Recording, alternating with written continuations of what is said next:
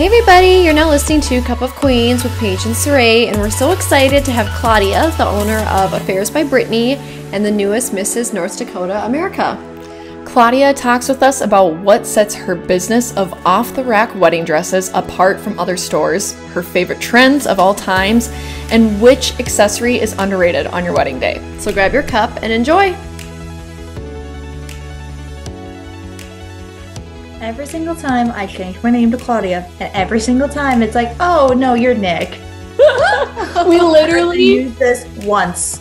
We were just thinking about this. We're like Nick, and we were like, no, it's definitely Klaudia. But it is. It's my, like I said, it's my husband's name. He had like one continuing ed course, and my computer forever and always is like, who's our best friend? Nick. Nick is our best friend. It's fun. Well, today is about you. The bottle is so cute, by the way. I love it. I just got it. I'm obsessed. Okay, can we get the Tomo ones? Oh my gosh. Where is that from? So I got it in my prize package for Mrs. North Dakota. So it was super fun. But yeah, so it's Tomo, Tomo. It's really cool. They have a big mission of like clean water for everyone. So it's one of those fun companies that does something, you know. I love that. We need to link that because I need everybody to see this glorious water bottle. I'm obsessed. So cute. Yeah, they're fun. They're a lot of fun. So cute. That's awesome. Well, we're excited to talk with you. We're excited to learn about to be here. Business and tell us all the things. And okay, I'm so curious the name because it's not Affairs by Klaudia. So correct. So the first owner's name was Brittany. Hence the Affairs by Brittany. And she's a phenomenal woman, businesswoman, just an amazing person. And so when I took over, it's like, we'll keep the name, we'll keep the branding, just that warm transition handoff. And it's a nice little nod to her and her legacy. Oh my gosh, that is incredible. I really do love it when businesses and incoming business owners do that because I think it's a testament to just maintaining that tradition and that respect for the original. So I think that's really cool. Yeah. And it's like, that's why I bought her business, is that great legacy she had and her brides were the best. So, you know, it's like, those are the brides we want to keep coming. Yeah, absolutely. So take us through the story. Like, how did this come of interest to you? And I mean, give us a little background of who you are, where you came from, and what led to you kind of in this new endeavor with this business. It's a really fun story. So back in 2017, I worked for Brittany while I was in college up in Grand Forks. So I was going to UND, and it was my favorite job I've ever had. Just so fulfilling, so fun. And it was one of those things that fit in well with my class schedule. I just loved it. Absolutely loved it. Had been obsessed with bridal since I could talk. So finally being in it was like the best thing ever. Unfortunately, that store closed 3 months after I started working there, and I was absolutely crushed. And it made sense. Relocated to Fargo, great location. It's fine. I got over it eventually. Was really sad for a while though. And couple years later, out of the blue, I won a giveaway on their Instagram and stopped in. And I had mentioned to Brittany that I was considering opening my own bridal shop once I was done with my master's, and asked her if there was a way that she would mentor me in a way that I would not enter her realm. I would stay in my territory, not try to invade hers, but also get that leadership from her. And she reached out shortly after and was like, I had no knowledge that you were interested in getting into the business. This could be a really good transition. And it was beautiful. It was a little tricky because we had planned on earlier in 2020 and obviously COVID happened. So that was a little bit difficult, but we just pushed it back a couple months and started in July 2020. I officially took over and have still been able to maintain that mentorship relationship with Brittany, which is amazing because not too often do you buy a business and you're able to 2 years later still call the old owner and go, hey, I'm considering doing this. Have you done this before? Did you try it? Did it work? Did it not? Is it a totally stupid idea? Or do you think it's worth a shot? It's really amazing to have that insight. That's so cool. Oh my gosh. And also for you, just to not like have this land in your lap, but kind of land in your lap. That's so fancy. Because I was like, I didn't think it was a legit, real possibility for me. So I had gone the safer route. I have a master's in counseling. I was going to be a family therapist. Absolutely loved what I was doing, but it didn't light my heart on fire as much as this does. So it was very right place, right time. So cool. That's awesome. It's also you creating opportunity. You know, that is what I do love social media for. We've discussed this a lot on our podcast, but social media kind of gets a bad rep sometimes for a lot of the negative things that happen on there. But then we hear stories like this where you winning a giveaway truly transitioned into like your career, which is incredible. Yeah, no kidding. It's wild. How do you think, just because you've been in the industry now for a few years, so how do you think that like wedding dresses and all of that has changed and evolved throughout the years? Definitely a big shift from the first time I worked in bridal to when I took over. But that's been one of my favorite things that has come from COVID is everybody's having such unique weddings now. The weddings are completely reflective of the couple rather than the list of things you should do. So now we're having brides who get capes and brides who wear jumpsuits and brides who have colored veils. And it's just a lot of fun to see everybody's personality come through in their attire and their party. I think that is such a good observation. It has totally shifted. Like I got married in 2018 and I do feel like even then it was very like check mark off the box, like make sure you get all the things. And I'm looking at people getting married now. I'm like, these are like way cooler ideas and so not traditional. We're on a cliff in Alaska, like amazing. I had a bride who they went bar hopping downtown for their reception. It was beautiful and it was so them and it's just a ton of fun and not something that I got married in 2018 as well. Not something we would have done in 2018. And that's not that long ago. I mean, that's less than for me, it was less than 4 years ago that we've been married. And it's crazy things change, but COVID it really is a big factor. But I do think that one thing that stays consistent is picking a dress is like the hardest. I mean, Paige has been through it recently. Just recently, yeah. And I do think it's like one of the hardest parts of your wedding because there's so many options. You don't know what you like. You kind of have this vision and then you try it on. You're like, I hate it. So how do you help brides find that perfect dress? That is a spot where I feel like my master's in counseling really just was the perfect intro because so often that happens. A bride comes in with this beautiful vision and she puts it on and she doesn't love it. And now her vision of her as a bride doesn't exist. And that's a really scary feeling in that moment because this is the day you're supposed to like go from fiance to bride. It's a big transitional moment and it's an exciting one, but there are a lot of emotions and a lot of expectations that aren't always consistent.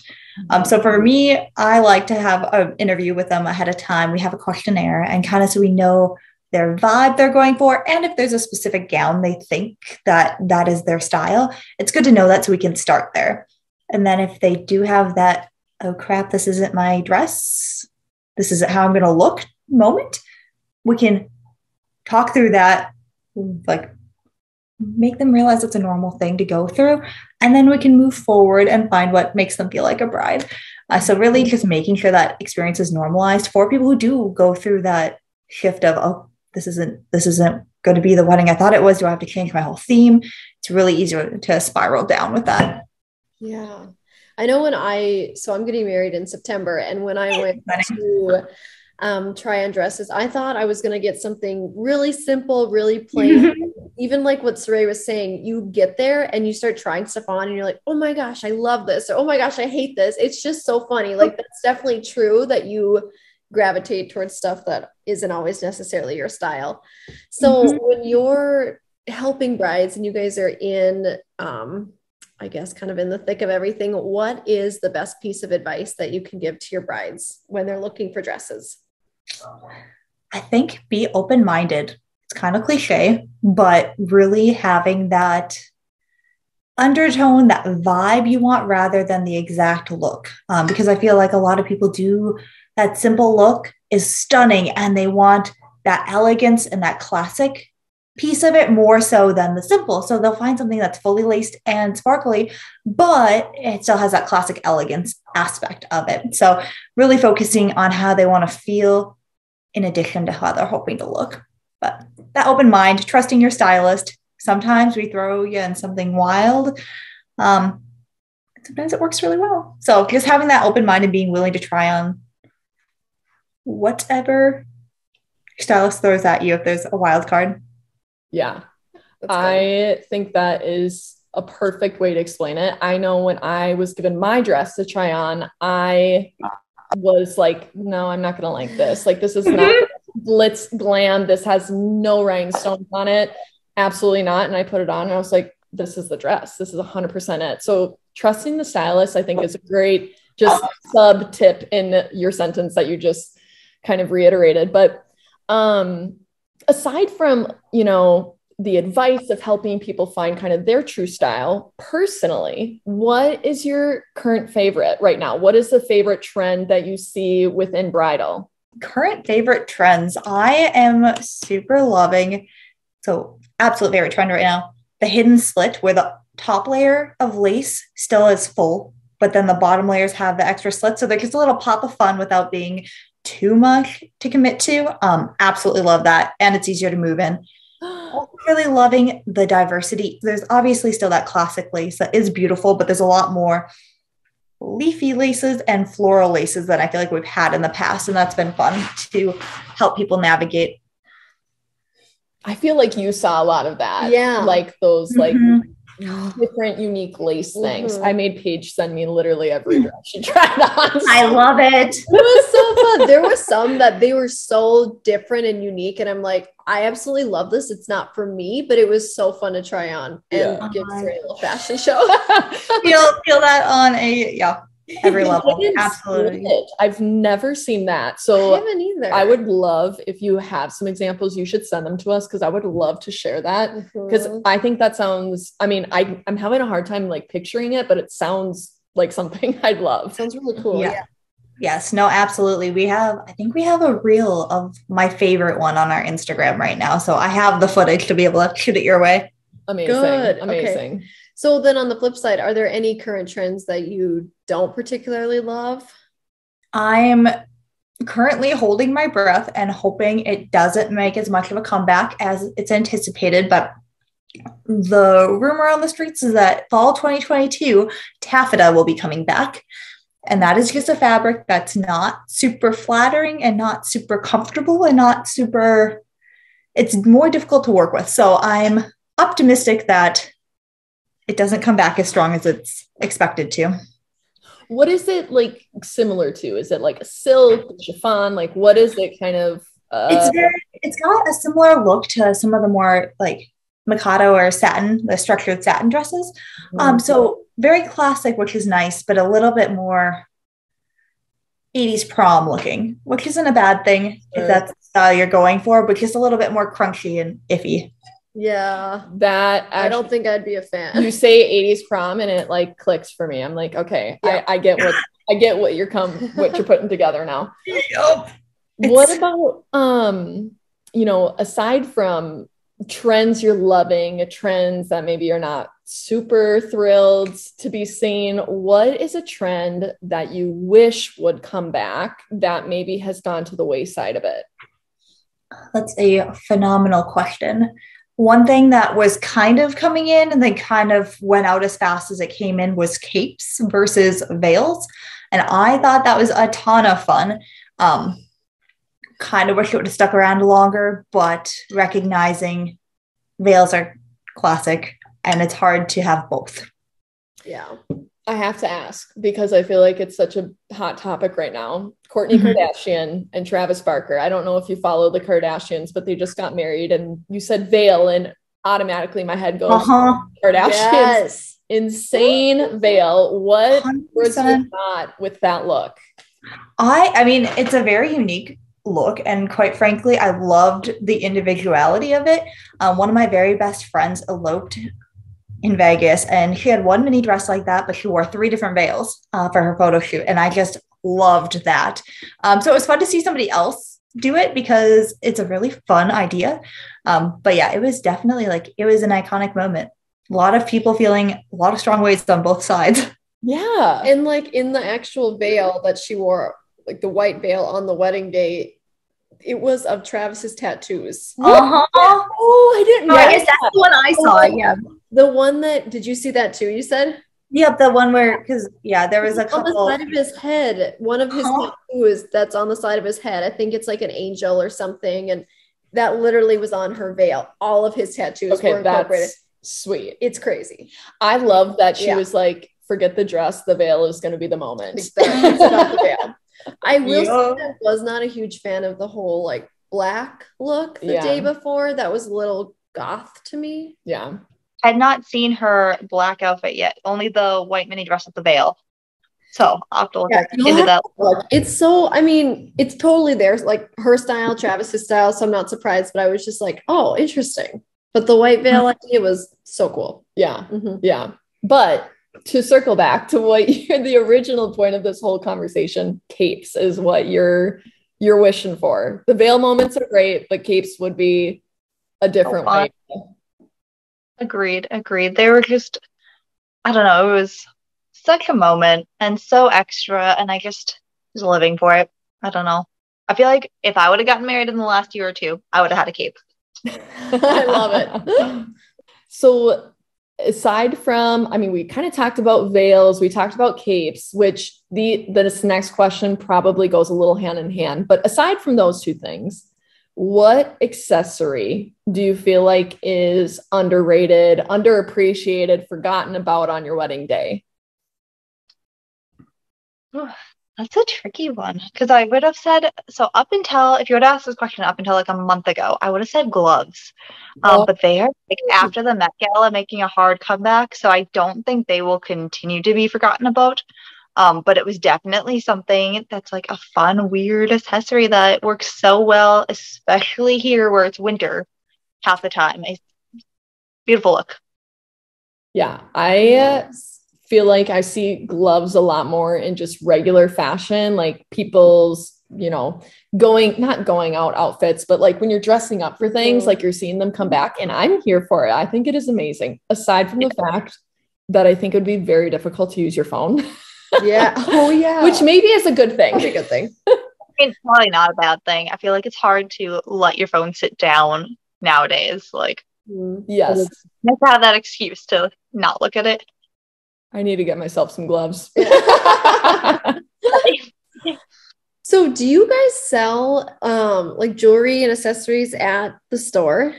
We do. So I love veils. So we have a really great selection of veils and wraps, little pashminas. And then we do have a lot of basic necklaces and bracelets, a lot of fun earrings. One of our absolute favorites right now is we carry the Clay and Fern bridal collection, Clay and Fern Co. So she was local to Fargo, now she's in Minot, and they're absolutely gorgeous and super lightweight clay earrings, but they're very glamorous, which is phenomenal for especially our brides who are eloping and having more of that romantic, relaxed vibe. Mm-hmm. It's amazing. I own a few too many pairs, but they're beautiful, so it's hard to not keep picking them up.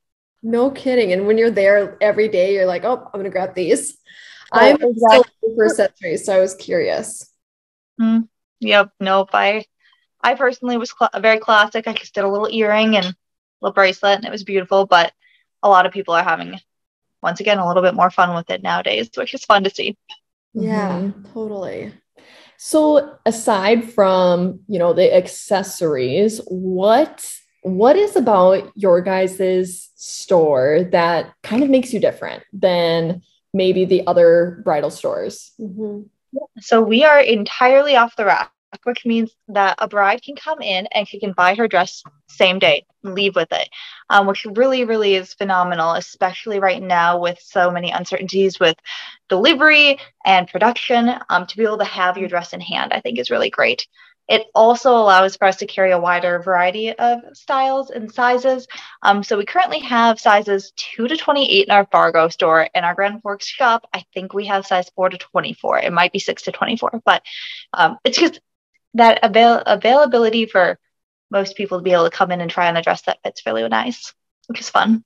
Mm-hmm. That is crazy that you can literally just walk out with it. Because I think of, I mean, I know your dress and my dress, like it is like a 9-month long process to get these things shipped to you. And now with COVID, it's been probably even more delayed. Yeah, just supply chain everywhere. It's exactly. And so often it's like fabrics run out, you know, and then a designer can't get more. And that's really stressful too, to not only be worrying about shipping in and of itself, but then just production backlog. And it's not something I am envious of people having to worry about. Yeah.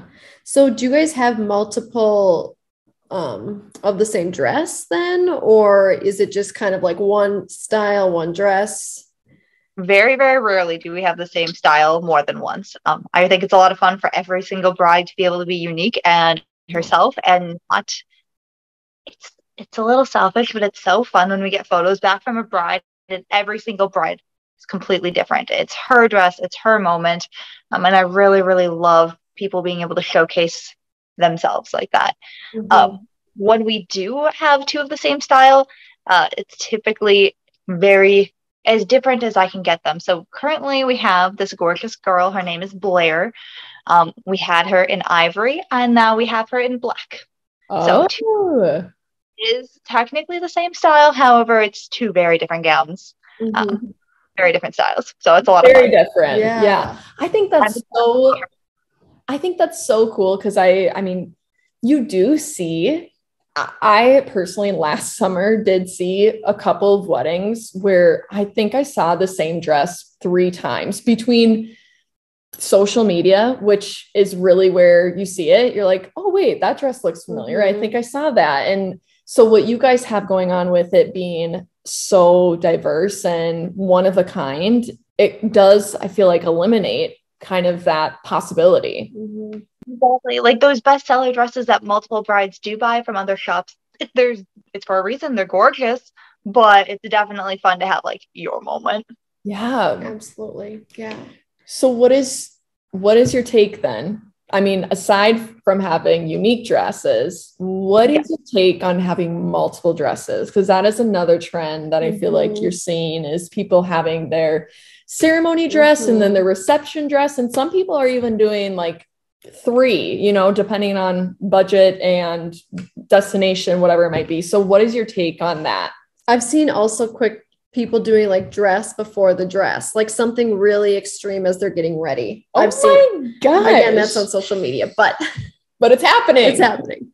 It is. And it's a lot of fun. I'm super torn because part of me, my first thought is like, it's your wedding dress. You only get to wear it once. You have to wear it the whole day. But then I switched into a cocktail dress for my first dances because we had choreographed dances and I wasn't going to be able to do it in my bridal gown. So I changed into that and then changed back into my dress for the rest of the party. But still, that convenience of having a shorter dress to dance in was amazing. And so many brides are getting those adorable jumpsuits. It's like, it's genius. It'd be way easier to enjoy the night. But I'm also, you spend a lot of time and money on your wedding dress, and it's fun to be able to like get all your photos in it. So it's fun either way. I'm definitely like, another thing that I feel like if I was to be getting married now, I would probably change into a jumpsuit for my party because there's something chic and fun. But it'd be after the photographer left. Totally. I love that. What do you think about the 2? Yeah, what are you gonna do? I don't know. I love the idea for other people. I think it's so cool, and I absolutely love to see pictures. But for me, I just love this. I don't know. I love the simplicity of just having the one dress. You know, like you said, you spend so much time looking for it, a lot of money, and I just love the idea of being in it all night. What about you? I really wanted to do 2. Yeah. But then as I got talking to people, they're like, the only bad thing about doing 2 is changing into a dress and then refixing your hair and then possibly fixing your makeup like takes time. And I have just the most horrific FOMO you could ever imagine, that I was like, oh my gosh, I don't want to miss 30 minutes of my wedding because I'm changing. But part of me is like, gosh, I would have loved to have two. I feel like some dresses right now, the trains are so stunning, but they're so intricate. The bustles, just there's so many points in order to keep it up, and it's a lot of work. Yeah. So sometimes it's just like easier to be like, no, popping into this dress in the bustle, but yeah, wild. I agree. Okay, so we have a super fun game. You probably saw the questions. So I'm excited to see what you're going to do, because a couple of these, I'm like, geez, I don't know how I would proceed. So how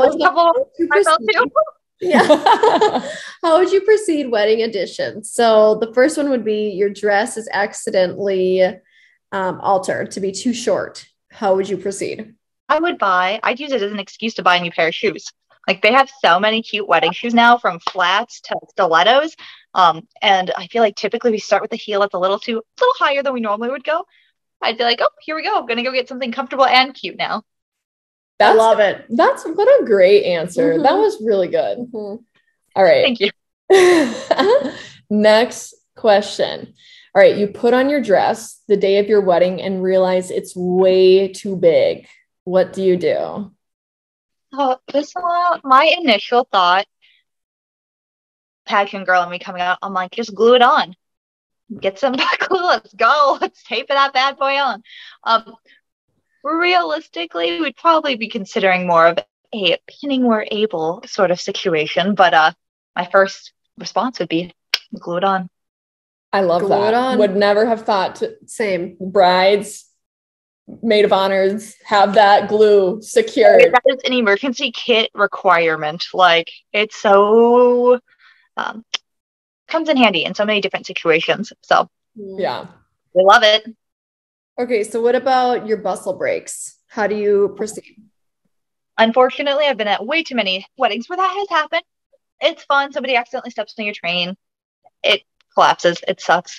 This is prime reason to make sure you have at least two people who understand how your bustle works there. So you have a person and a backup, because somebody with a couple safety pins who you are not upset if they go up in there and start pinning things, they can recreate the bustle where it was pretty quickly with a few safety pins.